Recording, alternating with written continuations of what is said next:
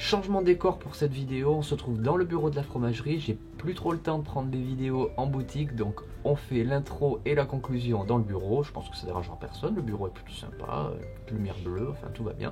Dans cette vidéo, on va voir la conservation des fromages. J'ai pris deux types de fromages, un à pâte molle, un à pâte dure, emballés dans différents types d'emballage, différentes conditions dans un frigo classique, hein, comme on a tous à la maison. Je vous montrerai comment on conserve ces fromages, ce qu'il faut faire et ne pas faire pour conserver au mieux son fromage à la maison. Allez, c'est parti! On se retrouve, on va tester ces fromages. Il me reste 10 minutes, j'ouvre la boutique juste après. On va donc vérifier quels sont les meilleurs moyens pour conserver son fromage à la maison. Voilà, je vais vous montrer 6 différentes techniques pour conserver son fromage, ce que font les gens à la maison, ce que les gens ne font pas. Bref, on va voir quels sont les meilleurs. On va commencer d'abord par le zéro emballage. Il y a des gens qui sont pour ne pas emballer les fromages chez eux et les laisser tels quels dans le frigo. Donc on va tester le goût, qu'est-ce que ça apporte ou les défauts que ça peut évidemment apporter, hein. Donc là on a quelque chose de, si on regarde bien sec, marron. Au nez ça sent, ouais, ça sent pas mauvais.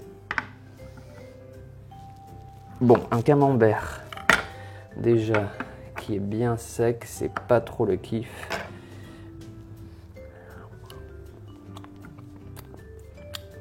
Non. Texture, c'est pas ça du tout. Allez, ça c'est fini au barbecue ou dans une sauce, hein, parce que c'est vraiment pas très bon. Ou un comté maintenant. Alors le comté, bon, si on voit. Bon, complètement sec à l'extérieur, huileux. Au nez, bah, il sent pas grand chose. Bon, ça grince sous le couteau, ça va grincer sous la dent.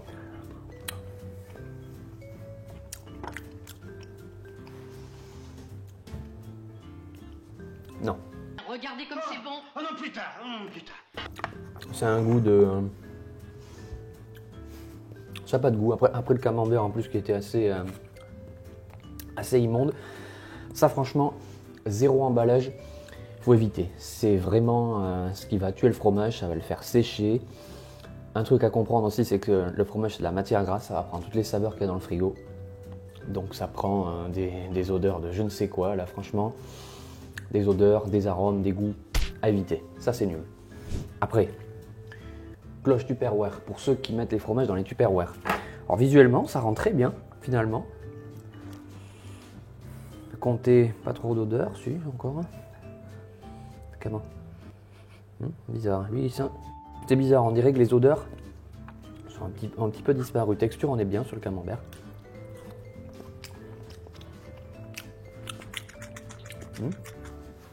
Et bon, on dirait qu'il n'y a pas de goût. Ensuite, le comté, on est sur un comté 12 mois, hein, c'est pas du vieux. Ouais.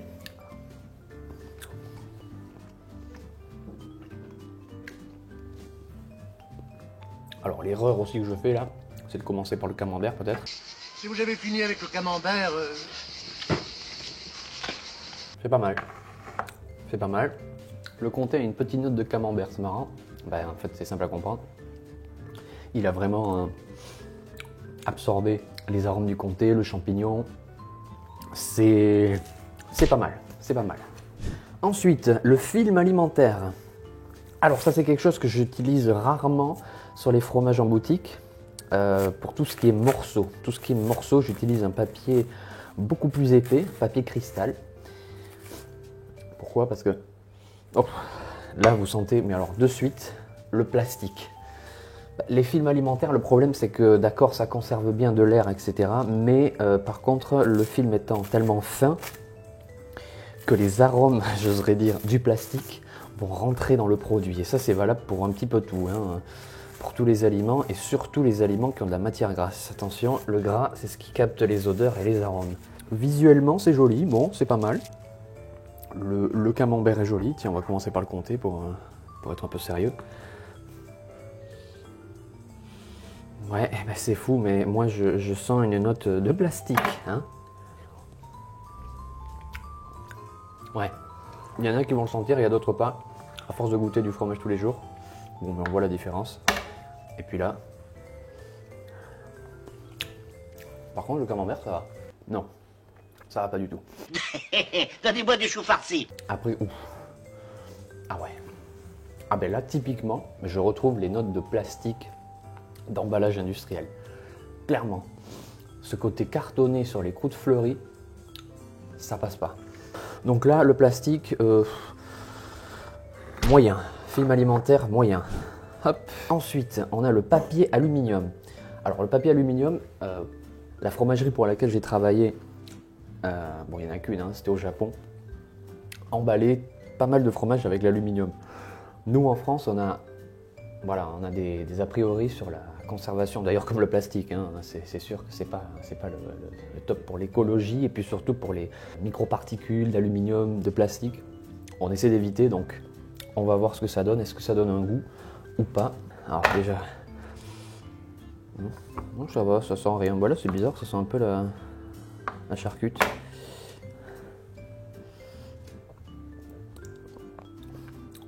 Ouais, non mais ça va.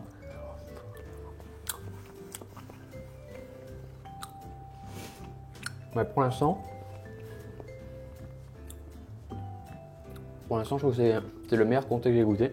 Ensuite, le camembert. À noter, hein, je prends toujours le côté avec la croûte. Mais c'est pas mal. Ouais, c'est pas mal. On sent pas alors clairement, on sent avec le précédent, c'est le jour et la nuit. On n'a pas ce côté plastifié, cartonné qui ressort sur la croûte. Non, on a vraiment un bon goût de camembert. Donc papier aluminium, pas mal pour la conservation. Le fromage n'est pas complètement détérioré, on sent pas le côté aluminium. C'est pas mal. Maintenant, le papier sulfurisé. Alors ça, par contre, le papier sulfurisé, c'est un échec, mais alors cuisant.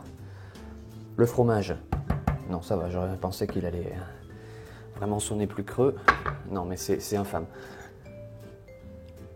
Limite, c'est mieux de le laisser à l'air libre. Donc le papier sulfu, je crois que je vais même pas le goûter parce que ça sert à rien. Ça se voit, c'est sec, c'est marron. Ça sent la chaussette, donc non merci. Allez, suivant. Coucou. Bon, donc on continue le papier ciré pro. Donc comme je ferai moi à la maison, comme vous feriez à la maison, parce qu'à chaque fois qu'on vous vend des fromages en fromagerie, normalement on vous donne le fromage avec du papier alimentaire ciré. Donc les propriétés de ces papiers, c'est qu'ils ne donnent pas de goût normalement à la pâte. Il permet au fromage quand même de respirer un tout petit peu parce que vous n'emballez pas hermétiquement, entièrement avec du papier ciré. Il y a toujours des petites pliures dans lesquelles l'air peut s'introduire. Et pour ça, ça va vraiment conserver les arômes du fromage.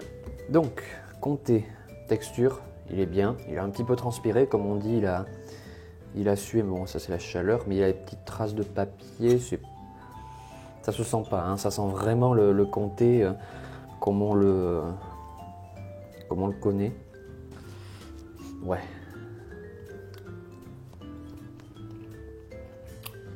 Ah ouais. Bon. On arrête tout. C'est pas pour en faire des caisses, mais franchement, on a vraiment toute la complexité du comté. Ce côté, voilà, rond, boisé, vanillé, légèrement herbacé, de lait, caramélisé, enfin, bref, tout ce qui fait un comté dans sa globalité. Là, on le ressent vraiment, hein. Le papier ciré, pour l'instant, haut la main. Et ensuite, le camembert, mais on le voit. Alors, le camembert, petite technique, quand vous achetez un fromage rond, coupez une moitié, emballez l'autre moitié, mettez-la à plat. C'est-à-dire que la pâte, sur le côté table, comme ça, votre pâte va pas s'échapper, vous aurez quelque chose de bien lisse, bien propre, bien plat. C'est ce qu'on fait tous les soirs ici en fromagerie. Toutes les entames, tous les demi, on les met à plat, comme ça, votre pâte sera plus plate. Donc, pour le camembert,